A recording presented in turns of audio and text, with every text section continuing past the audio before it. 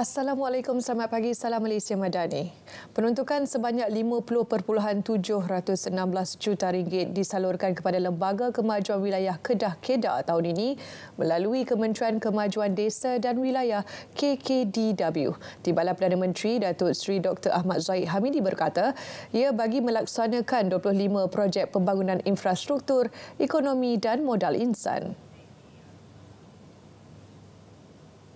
Beliau menegaskan peruntukan besar yang disalurkan Kerajaan Kedah harus disusuli dengan keberhasilan dan keberkesanan projek yang dilaksanakan.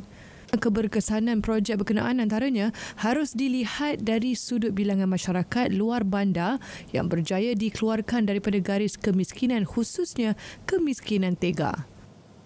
Dan ini harus dilihat, bukan hanya Kedah tetapi juga agensi-agensi yang lain.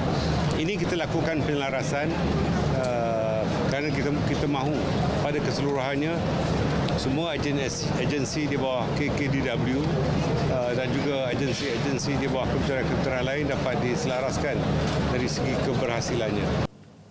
Beliau yang juga Menteri Kemajuan Desa dan Wilayah KKDW bercakap kepada pemberita selepas Majlis Santunan Kasih Ramadan di Pendang, Kedah.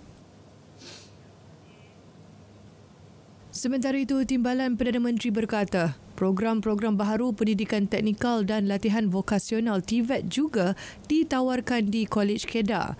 Ia termasuklah kursus teknologi kenderaan elektrik dan teknologi kecerdasan buatan AI yang menjadi kehendak pasaran ketika ini. Beliau juga menyeru kepada Pusat Tahfiz Seluruh Negara untuk menghubungi KKDW bagi mengadakan kursus-kursus TVET dan diberikan bantuan bersesuaian. Kita minta supaya mereka menghubungi kami dan kami akan melakukan penelitian mengikut kesesuaian mak tahfiz itu untuk kita bawa pelajar-pelajarnya bagi mengikuti kursus-kursus TVET. Menurutnya, KKDW akan membantu bukan sahaja dari segi kewangan tetapi bantuan teknikal supaya ia sesuai dengan mahat tahfiz berkenaan. Dalam perkembangan lain, Datuk Seri Dr. Ahmad Zahid menegaskan Malaysia komited untuk terus menyalurkan bantuan kemanusiaan ke Gaza, terutama barangan makanan. Usaha itu akan dilakukan melalui kerjasama dengan Kerajaan Mesir. Menurutnya, barangan makanan akan dibeli di Mesir sebelum dihantar ke sempadan Rafah menggunakan kontena.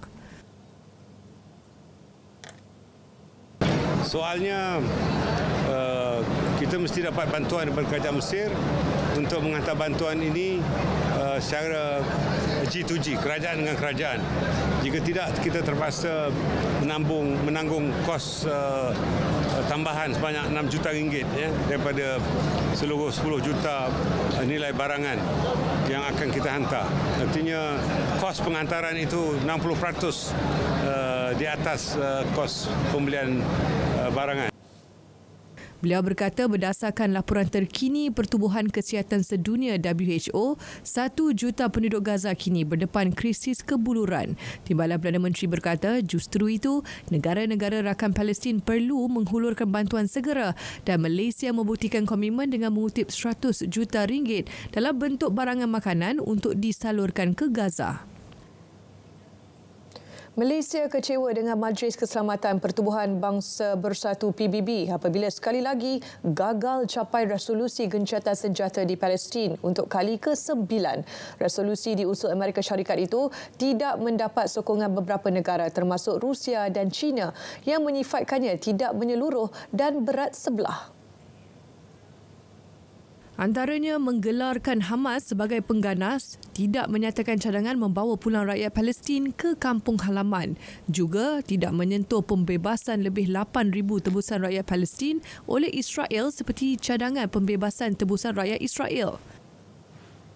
Malaysia membawa suara tegas. So kurang-kurangnya kita nak supaya hentikan dulu pembunuhan ini. Ya. Stop the killing. Ya. Itu yang kita nak. Yang lain-lain tu kita cerita lain. Berhentikanlah pembunuhan ini. Pembunuhan kejam, pembunuhan yang tidak berperi kemanusiaan, kanak-kanak, wanita, ya, yang tidak berdosa dikumpulkan orang-orang Palestin ke Rafah, Rafah pula sekarang diserang. Ya.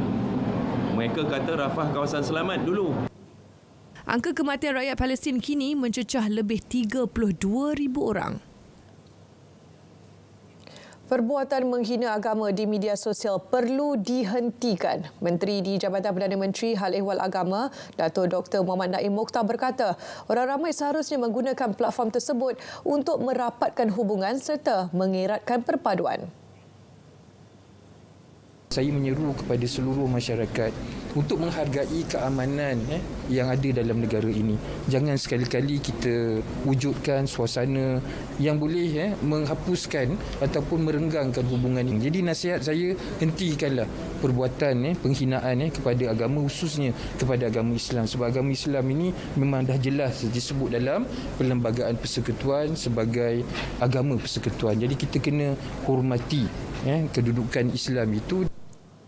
Beliau ditemui media selepas merasmikan Rahmah Ramadan Mawib menziarahi Pusat Kebajikan dan Rumah Asnaf di Ibu Negara.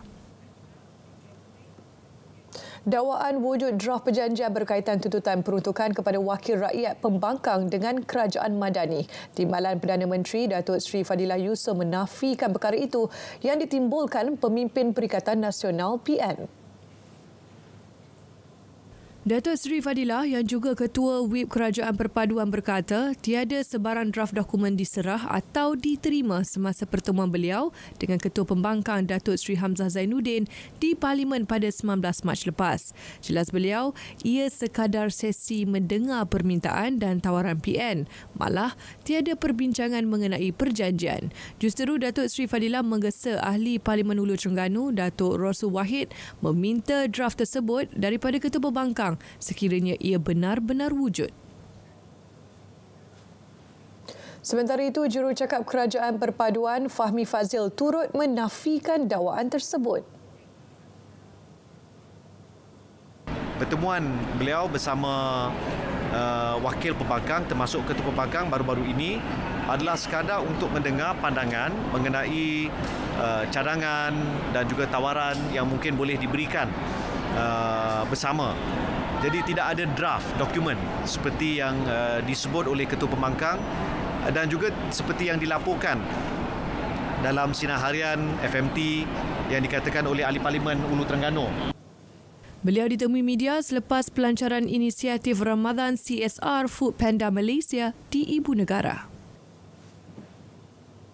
Perlis, Hulu Perak dan Beaufort, 3 kawasan dikenal pasti dilanda gelombang haba atau suhu panas tahap 2. Suhu maksimum harian direkodkan pada 37 hingga 40 darjah Celsius bagi tempoh sekurang-kurangnya 3 hari berturut-turut. Jabatan Meteorologi Malaysia Met Malaysia memaklumkan 29 kawasan di Semenanjung, 3 di Sarawak dan 1 di Sabah merekodkan suhu panas tahap 1 atau berjaga-jaga. Bagi Semenanjung, ia melibatkan 10 kawasan di Kedah, masing-masing 4 di Pahang, Johor, Kelantan, 2 di Melaka dan 1 di Negeri Sembilan. Seorang kanak-kanak lelaki berusia 4 tahun maut dipercayai terjatuh dari tingkat 16 kuartus sebuah hospital kerajaan di Sungai Buloh petang semalam. Ketua Polis Daerah Sungai Buloh, Superintenden Muhammad Hafiz Muhammad Nur berkata, maklumat mengenai kejadian diterima pada pukul 4.28 petang. Sebaik tiba di lokasi kejadian, polis mendapati kanak-kanak terbabit telah meninggal dunia. Siasatan awal ke atas ibu dan bapa mangsa memberitahu ketika kejadian, seisi keluarga itu sedang tidur. Ibu mangsa yang tersedar mendapati anak bongsunya itu berada di bahagian luar tepi jendela di ruang tamu yang telah terbuka. Namun, tidak sempat mendapatkan mangsa sebelum mangsa terjatuh ke bawah. Punca sebenar kematian masih dalam siasatan dan orang ramai yang mempunyai maklumat diminta menghubungi Balai Polis Berdekatan bagi membantu siasatan. Saudara, berita pagi diteruskan dengan edisi Sabah.